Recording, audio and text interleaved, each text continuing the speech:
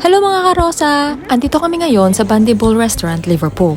Every time pupunta kami ng ibang city, lagi ako naghahanap ng samgyupsalan. So for drinks, nag-order si Habi ng Asahi beer which is Japanese at ako na may Macaulay.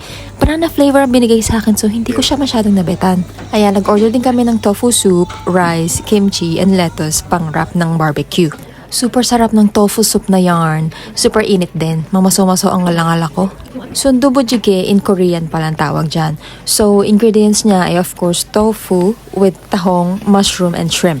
Limited lang yung mga samgyupsalan dito sa Liverpool. Ito lang yata yung may barbecue dito. So, located siya sa Bowl Street. Nag-order lang kami ng bulgogi and pork belly.